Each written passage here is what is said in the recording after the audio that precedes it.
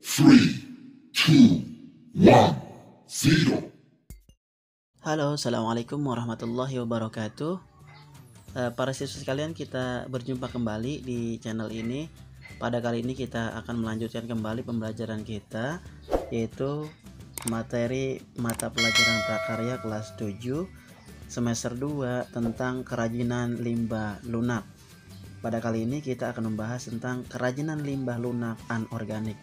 Pada bagian pertama kita sudah membahas tentang kerajinan limbah lunak sampai dengan limbah lunak organik. Nah, sekarang kita lanjutkan kembali, yaitu kerajinan limbah lunak anorganik. Di pembahasan sebelumnya kita sudah membahas tentang limbah lunak organik, yaitu berasal dari bahan olahan dengan campuran zat kimiawi dan menghasilkan bahan yang lembut, empuk, lentur, mudah dibentuk dengan cara yang sederhana. Untuk limbah lunak anorganik yang dapat didaur ulang diantaranya adalah sampah plastik, kotak kemasan, plastik, dan kain perca. Limbah lunak anorganik kita pilah-pilah terlebih dahulu sesuai kebutuhan. Jika layak maka kita gunakan untuk dimanfaatkan sebagai kerajinan. Jika tidak layak maka dibakar. Berikut ini kita lihat adalah contoh produk dari limbah lunak anorganik. Di antaranya adalah tas ya dari plastik itu, pensil hias dan kain perca, miniatur dari kotak kemasan, dan tas dari kain perca. Banyak lagi ya contoh-contoh produk dari kerajinan limbah lunak anorganik ini. Untuk kerajinan yang pertama yaitu kerajinan limbah plastik ya yang kita bahas. Seperti kita ketahui bersama bahwa di sekitar kita banyak limbah, diantaranya plastik kemasan, bekas minuman mineral, ya, bekas deterjen, minyak goreng, kemudian pewangi, ya, pengharum ruangan dan seterusnya. Itu banyak bertebaran di sekitar kita. Maka jika dimanfaatkan menjadi tas, ya, wadah tisu, topi, payung, dan lain-lainnya, itu sangat bermanfaat sekali buat kita, sehingga mengurangi jumlah limbah yang ada di sekitar kita. Berikut ini adalah contoh bahan kerajinan dari limbah plastik, diantaranya adalah plastik kemasan, sedotan, benang, resleting, wristband, dan kain pelapis. Adapun alat-alat untuk pembuatan kerajinan limbah plastik diantaranya adalah gunting, lem tembak, mesin jahit, meteran, dan jarum jahit. Sekarang kita lihat contoh produk kerajinan limbah plastik, diantaranya tas, taplak sedotan, payung, dan jas hujan anak-anak. Adapun proses pembuatan produk kerajinan dari limbah plastik, yaitu diantaranya ini kita ambil sampelnya saja ya. Yang disajikan adalah pembuatan dompet yang sederhana dalam petunjuk gambar menggunakan mesin jahit, namun dapat pula dilakukan dengan jahit tangan, tetapi harus lebih halus agar jahitan kuat dan tidak mudah copot. Langkah-langkahnya adalah buat pola ukuran 20 x 25 cm, kemudian jahit pinggir dengan pelapis dan resleting, lalu jahit sisi kanan dan kiri dan ujung membentuk segitiga, kemudian jahitan dibalik hingga terbentuk tempat pensil.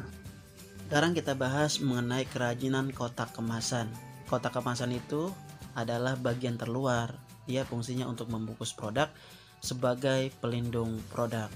Nah, dia bisa dimanfaatkan untuk sebuah kerajinan ya.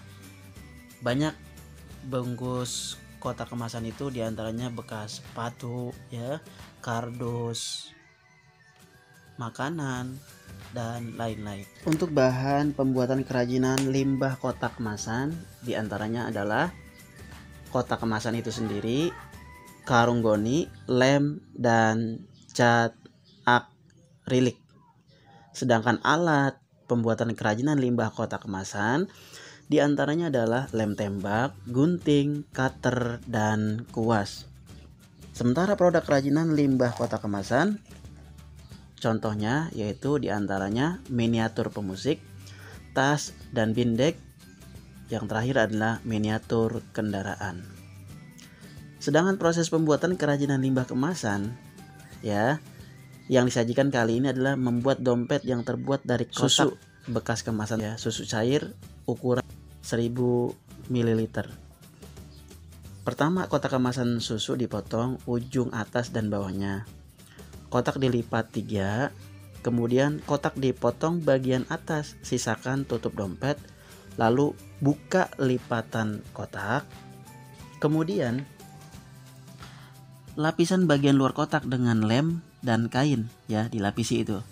Kemudian gabung kembali dan tekuklah mengikuti lipatan. Lalu beri velcro atau perekat, lalu beri hiasan pada dompet bagian depan. Maka jadilah dompet dari limbah kotak kemasan. Next, kita lanjut ke kerajinan limbah kain perca. Kain perca itu dia bekas konveksi, misalnya pakaian ya, bekas celana, kaos ya. Dia banyak karena memang sebagai kebutuhan primer kita sehari-hari. Dengan adanya bekas-bekas tersebut, dia kan macam-macam tuh. Motifnya juga menarik, berbagai macam warna dan seterusnya. Sehingga jika dijadikan bahan kerajinan, maka sangat bervariasi dari segi motif dan warnanya. Produk dari kerajinan limbah perca itu sangat banyak ya, diantaranya itu keset, tas ya, tempat pensil, dompet juga bisa. Adapun pengolahan limbah kain perca dapat dilakukan secara khusus dan sederhana, yaitu langkah-langkahnya adalah diantaranya: 1. Pisahkan kain perca sesuai warna dan coraknya. 2. Cuci kain perca dengan deterjen dengan memisahkan antara kain yang bercorak warna kuat dan bercorak warna netral.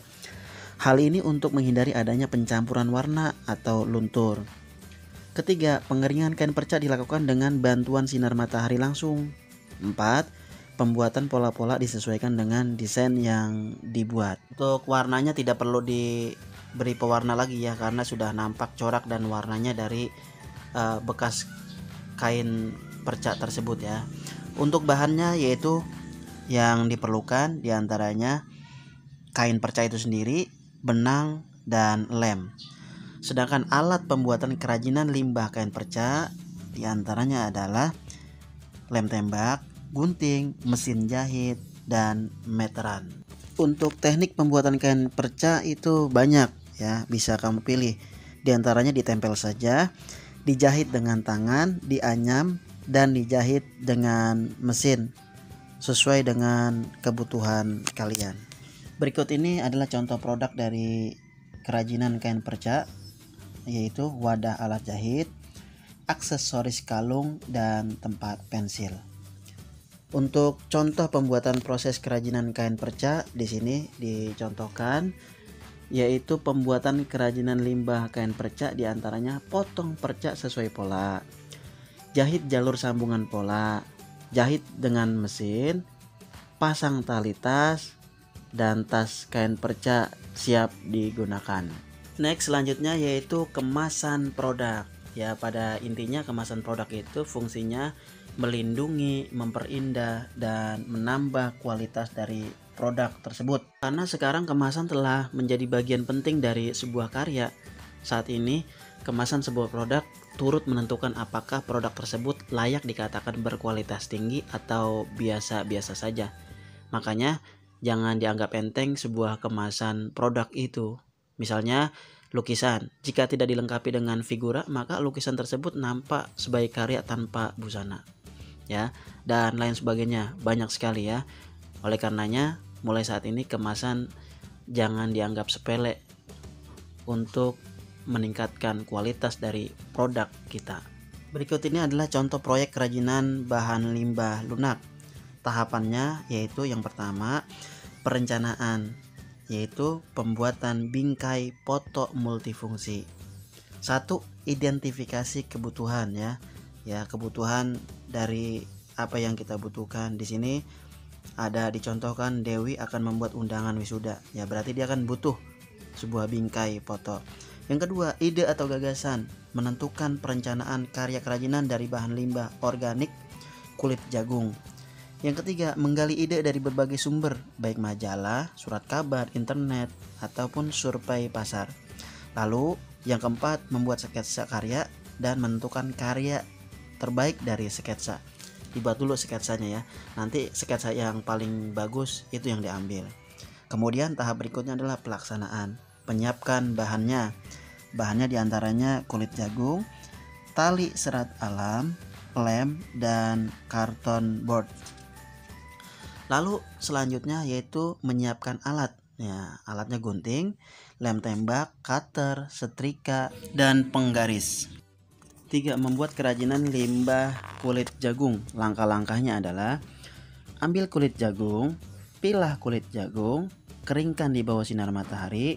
Setelah kering, berilah warna dan keringkan kembali. Setelah kering, kulit jagung dapat disetrika. Setelah disetrika, kulit jagung tidak terlihat menggulung serta mudah dibentuk dan digunting. Proses pembuatan kerajinan limbah kulit jagung sebagai berikut, yaitu buat pola bingkai sesuai ukuran yang dikehendaki, misalnya P kali L, yaitu panjang kali lebar 15 kali 20 cm. Buat menjadi 3 bagian, ya. Buat pula lubang bingkai dengan tepian border 2 cm. Guntinglah ukuran pola bingkai. Kedua, buat lembaran panjang untuk melapisi tepian bagian belakang potongan bingkai. Ini dilakukan sebagai jalan masuk undangan atau foto pada bingkai. Selanjutnya, tempelkan lembaran panjang pada ketiga sisi kotak bingkai. Lalu susun lapisan bingkai bagian kedua dengan yang pertama. Buat hiasan kulit jagung pada seluruh lapisan bingkai, tempelkan pada lapisan bingkai ketiga, lalu buat hiasan bunga atau bentuk lainnya sesuai yang dikehendaki untuk memperindah bingkai.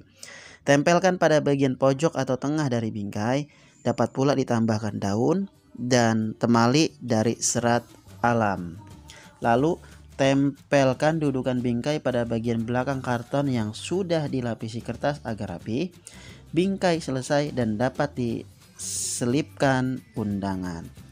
Lalu selanjutnya, menyelipkan undangan pada bingkai. Undangan dapat diberi kemasan plastik agar lebih terlihat rapi dan formal, serta disematkan pula label undangan.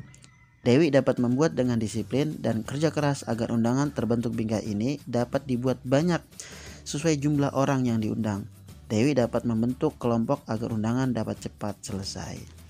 Kemudian tahap terakhir yaitu evaluasi, ya, melakukan evaluasi dengan menguji karya. Keselamatan kerja harus selalu diperhatikan, terutama dalam menggunakan lem tembak. Itulah cara bagaimana kita membuat bingkai foto multifungsi dari bahan limbah lunak. Untuk produk yang kedua yaitu kita membuat sendal kreatif, ya. Seperti biasa dalam perencanaan kita identifikasi kebutuhan terlebih dahulu, ya kan. Kemudian yang kedua, ide atau gagasan. Peserta didik akan membuat sendal dengan menggunakan limbah yang ada di lingkungan sekitar. Berdasarkan hasil pengamatan dan survei lapangan, maka peserta didik memilih untuk menggunakan limbah kain perca. Yang ketiga, menentukan bahan dan fungsi karya kerajinan dari bahan limbah anorganik. 4. Menggali ide dari berbagai sumber, misalnya majalah, surat kabar, internet, ya, survei pasar. Kelima, membuat sketsa karya dan menentukan karya terbaik dari sketsa, ya. Nah, ini adalah contoh bagaimana kita membuat sketsanya terlebih dahulu. Selanjutnya adalah pelaksanaan, yaitu menyiapkan bahan pembuatan kerajinan limbah kain perca. Bahan yang digunakan adalah sendal, kain perca, dan lem kuning, ya. Sendal yang kita gunakan itu sendal jepit, ya. 2. Menyiapkan alat pembuatan kerajinan limbah perca, diantaranya gunting, jarum, dan tusuk sate.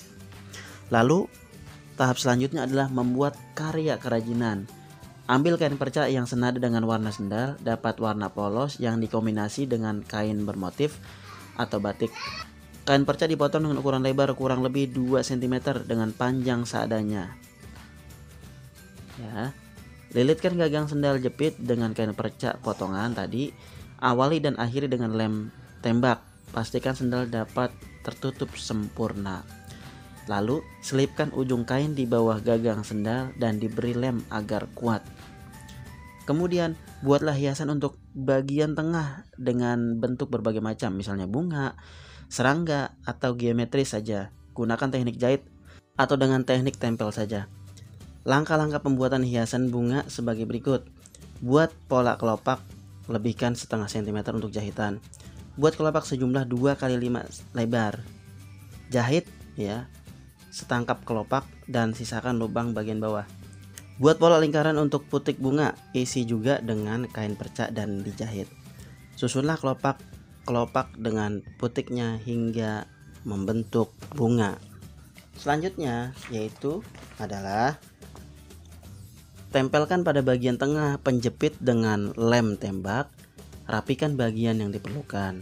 Sendal jepit selesai, buat kemasan yang menarik. Ya, setelah selesai kita evaluasi.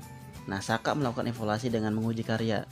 Keselamatan kerja harus selalu diperhatikan, terutama dalam menggunakan lem dan jarum jahit tangan. Nah, itulah bagaimana kita membuat proyek yang kedua, yaitu membuat sendal kreatif ya, sendal jepit hias lah, seperti itu ya. Semoga bermanfaat buat para siswa sekalian di rumah. Demikianlah media pembelajaran kali ini, semoga bermanfaat buat kita semua. Dukung terus channel ini dengan subscribe, like, share, komen ya. Mohon maaf atas segala kekurangan. Wassalamualaikum warahmatullahi wabarakatuh.